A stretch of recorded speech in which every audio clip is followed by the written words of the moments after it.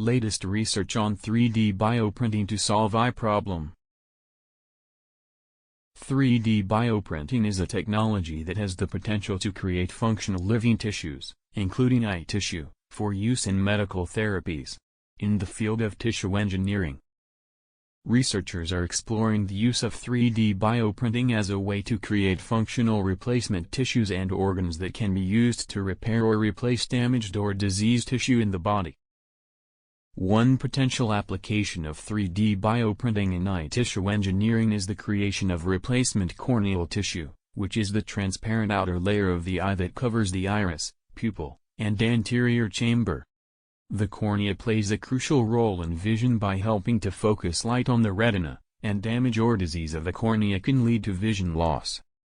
To create functional eye tissue using 3D bioprinting, researchers typically use a combination of biocompatible materials, such as hydrogels or other biomaterials, and living cells.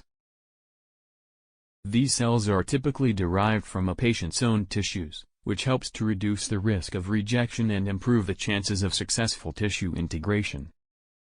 While 3D bioprinting has the potential to revolutionize the field of tissue engineering and offer new treatment options for a variety of diseases and conditions, the technology is still in the early stages of development and has not yet been widely used in clinical applications. Further research and development is needed to improve the reproducibility, scalability, and functionality of 3D bioprinted tissues before they can be widely adopted in clinical practice.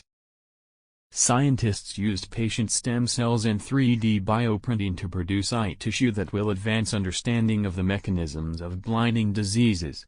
The research team from the National Eye Institute, NEI, part of the National Institutes of Health, printed a combination of cells that form the outer blood-retina barrier eye tissue that supports the retina's light-sensing photoreceptors.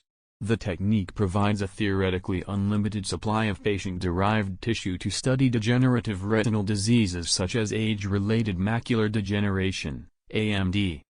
That's all for the day. Coming soon with next attractive video. Want to get more video like this? Then please subscribe my channel and don't forget to like, share and comment. Thanks for watching.